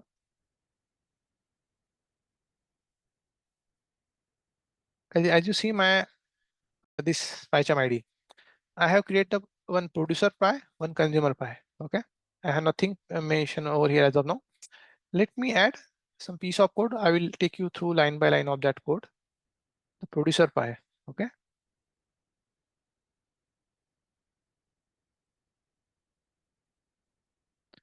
See, first of all, first line, it's the import statement, right? Whatever I'm dealing with, I need some import statement. Since I'm trying to connect to the Confluent Kafka, I just need that library. If I just go to the library, see, pip install Confluent Kafka is the library that you need to use. Okay, so that's why I have installed. That's it, right? And then, guys, I have this URL. Imagine, guys, this dummy JSON URL is giving you lots of data from the consumers, let's say popular store, right? For example, it has some product related data, right? Who purchase all this product and all, right? It's sending lots of data, but I just fetch the 8 products from that. Okay, but it can send a millions of record, for example. But in our use case, we will not process with millions of record. First of all, I'm getting, this is the API. I'm getting the response from this API. This is nothing but the same thing, guys, we seen in earlier lecture as well. If I just show you what this exactly look like.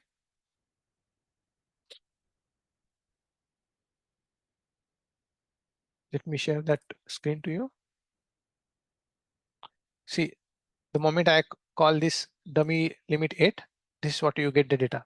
So this is what, guys, imagine, guys, from the stores, we are getting all the data in the form of these messages. Okay, so that's why I have configured in my code, in producer code.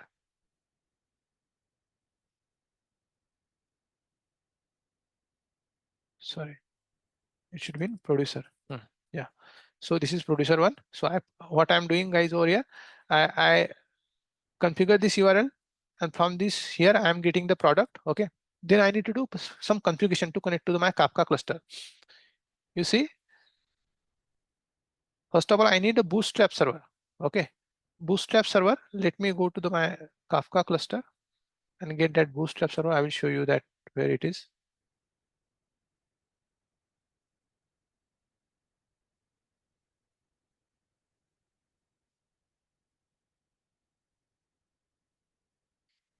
If I show you my URL cluster setting, are you getting this Bootstrap server?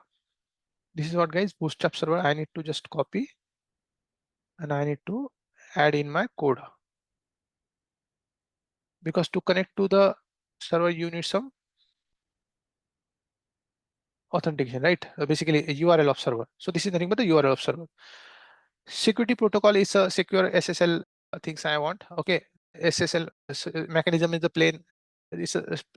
For this demo, I am just using the plain secure mechanism. Okay, now I need a keys that I have downloaded. Let me get those keys. Before some time I had downloaded those keys, right? I showed you. So let me download those keys. Okay, and let me also get the secret as well. Possibly post this call, I will delete this cluster. You should also, if you are doing anything post usage, you should drop that cluster. So I have configured these keys over here. Now what is this code guys? Right, see, producer, first of all, producer is from the when I install this Confluent library, right? Confluent Kafka library, I got this producer. From producer, I'm just passing my configuration object, because my producer need to connect to the Kafka cluster, right? With the help of this line, my producer would connect to the Kafka cluster. My topic name is 0, right? And what I'm doing over here, see, for each message. So see, I'm having this, when I call this API, I got some message in the product array. Okay, I took that product array. How this product array look? This is the way this product array look. Let me show you UI. This is how this product array look. Okay, if you see in you, this is a product array, right? And there are multiple product over here. Product 1, ID 2, right? Then ID 3, and there are multiple product in this product array. Okay, so this is product array. So I'm taking that product array, then in each product in that array. Okay,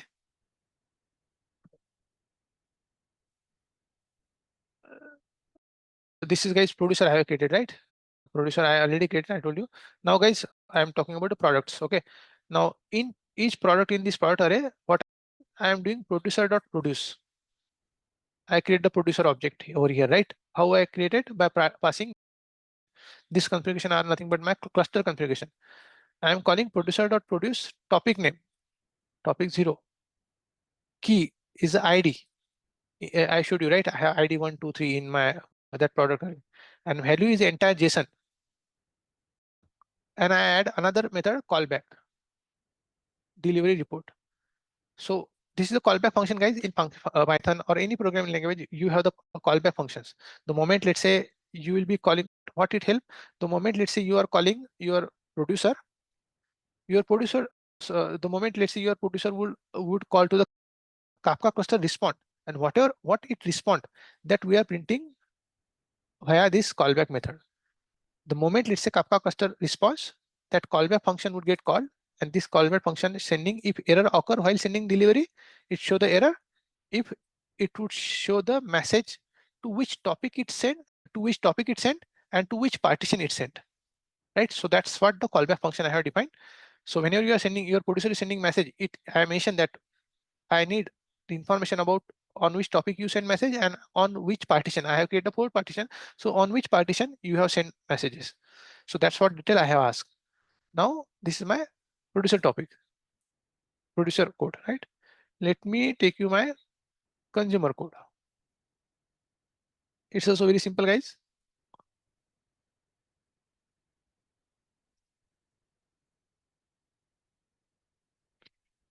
First of all, I import some libraries. Okay, Confluent Kafka libraries.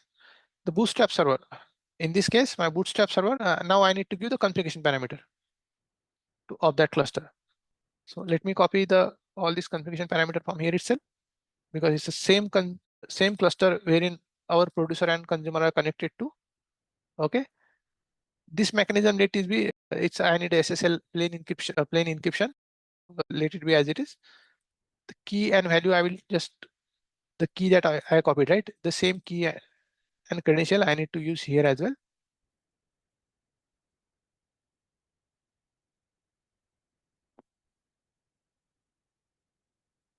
And you see, guys, post that I have consumer group. I told you, right, in draw.io. In Kafka, you have one consumer group, and in that consumer group, you can get the multiple consumers. But how all the consumers can go into that specific consumer group based on the group ID? If I create, I will be creating another consumer, right? And give this, if I give the same ID, in this case, ID I have give my consumer group. If let's say I can create a 10 consumer with this ID, all these 10 consumer would get into the same consumer group, right? Auto offset reset earliest, I want the message to be the moment it's a message come, I want that to get processed by consumer, right? And then these are some other settings. Enable auto commit, it's true, and matrix push, enable matrix push is false. These are the some other things that Kafka cluster need when you are configuring your consumer, right? So ignore those for now. These are not much important. Main important thing is Kafka consumer group. Okay, and this earliest and all, these are other things, settings that help you in Kafka cluster configuration. But these are the main important things. Your configuration even would work if you give these things only. Okay, so you give the configuration. Now you create the consumer object by passing this configuration object. Consumer is subscribing to topic number 0. Okay, and I just printed consumer one started. Consumer one started. Now, guys, consumer is continuously listening data. So what you have, right? While true, of course, while true would be always. So this job would always running. It's continuously listening to the consumer. Consumer would poll data. What is the timeout? This is in term of some number I am giving, how till how much time it should, after how much time it should get timeout, right? So consumer polling message continuously. If none message, still I said the continue. You continuously do the, if message is none, you continue polling. But if message is there, what I told. So guys, what is happening in message there, you continue. But if he's there in message, you raise a Kafka exception. Okay. And after this done, what would happen? I have added this line. What I'm doing over here, what are the message I have get, right? Continue means it's come out of this loop, right? If message, you got a message, it will come to this line. What it will do, it will read that message value, decode it, okay, and just print it, this product. And consumer commit async. What exactly we are trying to do over here in consumer commit async? Basically, I wanted to know, know the my Kafka cluster. Okay, this message I have processed with the help of offset and all these things, right? I told you commit offset and all, right? So the moment you call these things, Kafka consumer, basically the Kafka cluster know, okay, you have processed that message. So for that, you need to run this consumer commit as well. Okay, let me guys do one thing.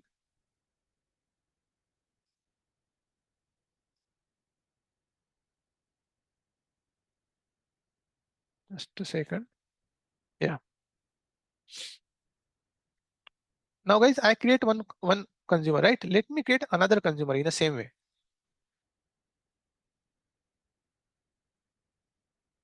So what I did, I launch PyCharm, another editor, this second consumer. Okay, here. What I will do, here also I don't have anything. I will just put the same code. Whatever code I have in consumer one, I put the same code. Of course, if you have multiple consumer consuming to the same topic, all should do the same business logic, right? It should not like one consumer do completely different job and another consumer do completely different job. Then there is no meaning of parallel computing, all right? We need a parallel computing based on the number of partitions that are available in broker, and all consumer need to process that data parallelly. So I put the same code, which is I have added in consumer second. This is my second consumer, guys, right?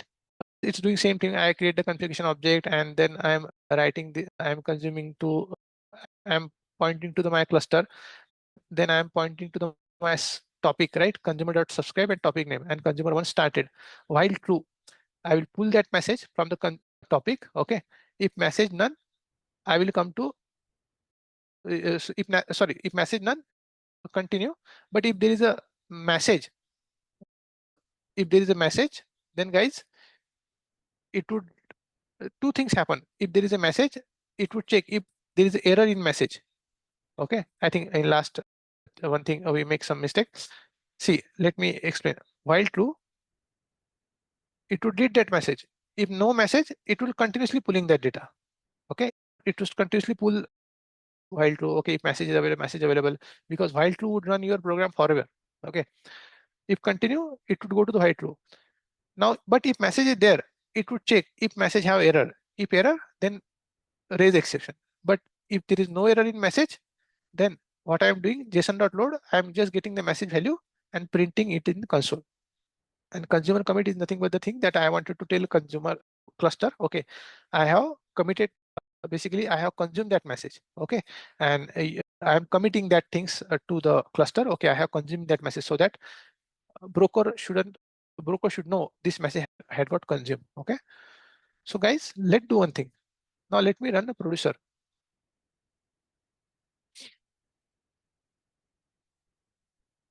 Let me show you consumer pie. Okay, so here you see consumer also, here also the same code I have, everything is same. And here also earlier when I was telling there is some mistake happen when while true happen, right? It check the message. If message is there, if it will check the message. If no message, it will do continue. Continue means it come out of it, and it will see if message is there. While true will make your program run forever, right? It will check this message is there. But if mm, mm, so if message no message available, it will continuously looping.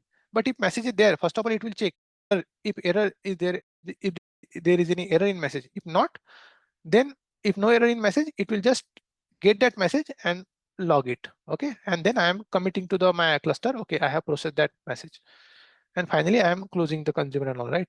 So this is what the simple thing, guys. Let me do one thing now. Let me the way I have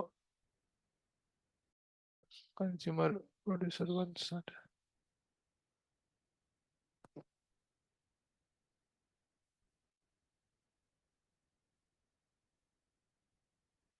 Producer started. I will just add this line. Okay. Now guys, first of all, let me run my consumer. What I will do, I will run my consumer. Currently you see, if you go to the Confluent edition, Confluent cluster, we just create the topic. I will show you that.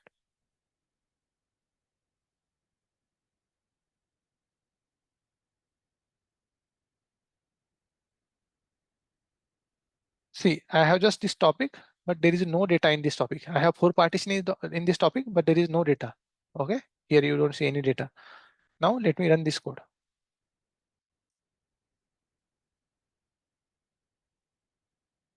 First of all, what I will do, I will run consumer. If everything is good, let me just see the keys and all I have given properly. I L O and 2W second.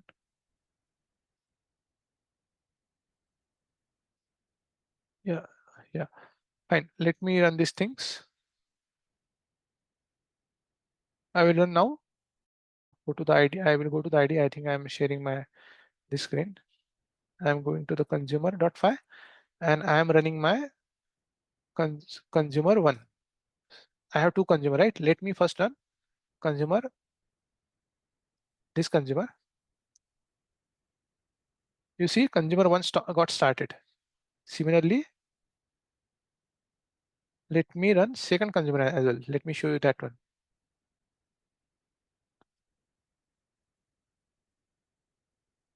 Okay, I will run the second consumer as well.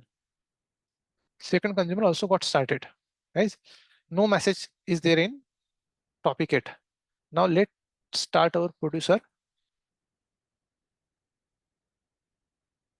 What this producer is doing, guys, it taking data from this product array. Imagine that our stores, right?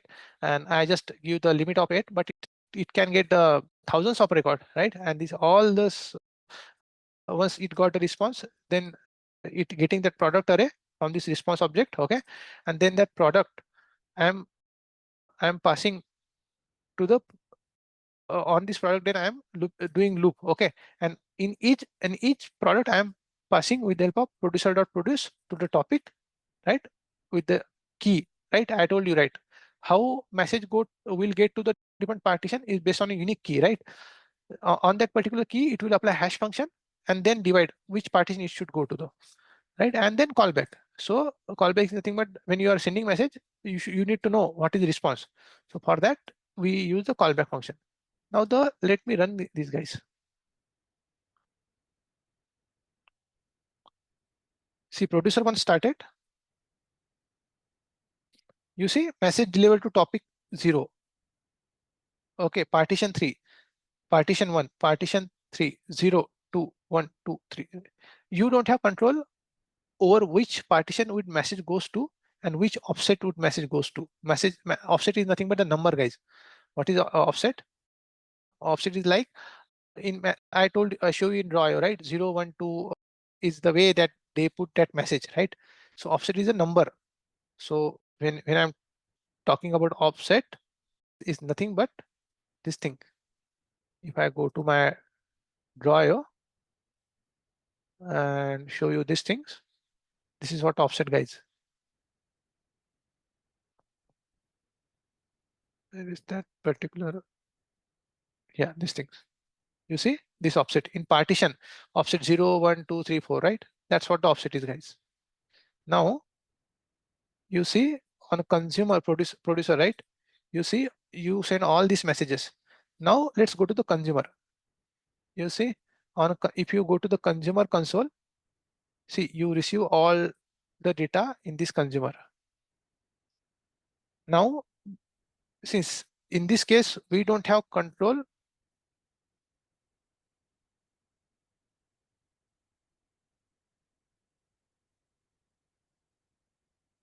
okay, 1 second. Consumer one, consumer second. Let me use a consumer 1 second.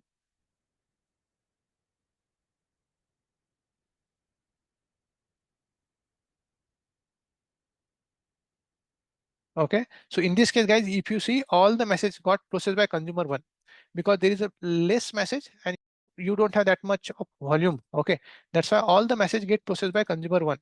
But it's completely depend on consumer how it would process that message. Okay, second, stop. Let me stop these things to start it. Yeah. Now what I will do, guys, I will show you one scenario once more.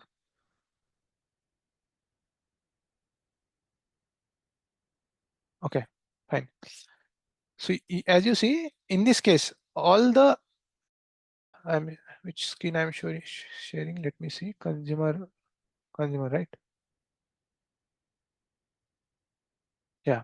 So you see, in this case, all the data got processed by consumer one because there is less data in this is consumer one terminal, right? Consumer one started and it pull all the 8 record. Now, if you go to the Confluent Edition cluster, if you just go over here, you see all the messages. It show the same thing to you. It process all the data and it show in which partition these message are, what is the key and what is the value, entire message, right? Key is nothing but the ID. It's the same. Key is nothing but your ID and then your entire message is a value. That's how we have asked it to do. So you see ID and entire message. Now guys, similarly, let me do one more thing. Let me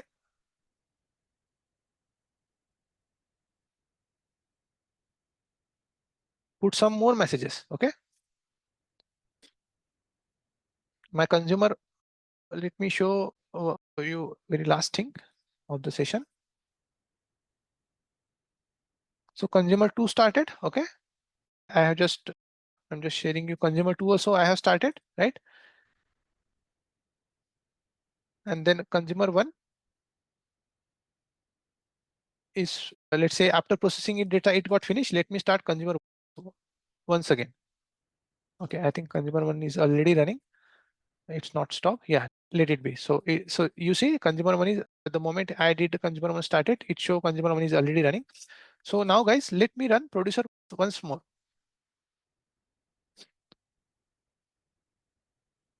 Run producer. Producer would get finished after running. Producer 1 started, guys.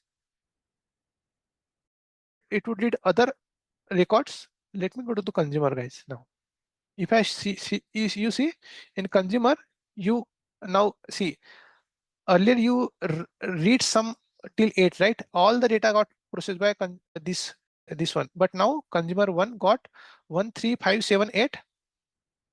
If you are saying, and let me go to the consumer second. Consumer 2 got 246. That's how they divide. Who is managing this? Who need to read what? It's a consumer coordinator. So that's not something in your control. In first case, you see all the message got processed by consumer 1, but in when I run the producer second time, some of the message got consumed by consumer 2 and some of the message got consumed by consumer 1, right? From here to here, 1 to 8, right? And in first session, if you see all the 8 messages consumed by first consumer. So that's completely you don't have control. It's a consumer coordinator who will decide which message need to pass to which consumer. That's, and I told you, right? When you, let's say I can create the third consumer in my consumer group. The only thing I just need to copy the same code, right? It would run as long as I will give this group ID the same. It would launch 3 consumer in a same consumer group. And similarly, you can have the multiple producer as well. Currently, I have for demo purpose, I just create one producer, but you can get a 10 producer as well. And that 10 producer will process data, will push data to your Kafka cluster. Now, let me go to the content once more, guys.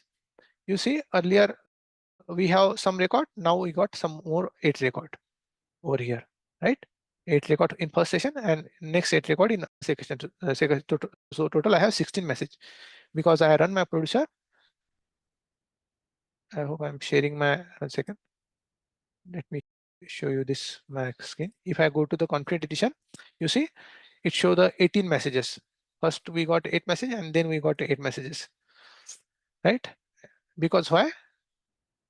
Because I run my producer twice time. First it read limit 8 I give, right? First it did 8 message and then it read a further 8. So this is how, guys, this producer consumer things would work in Kafka. With this, I wanted to conclude today's session. Maybe there are other topics as well. Yeah, we will not in Kafka. There are some other topic maybe we'll cover in upcoming section like database and others, right? And end-to-end pipeline. We also developed end-to-end pipeline today as well, but there are other few points also will be covering in upcoming session. So that's all, guys. If you have any question, let me know. Otherwise, we can conclude today's session. All right then. Thank you, guys.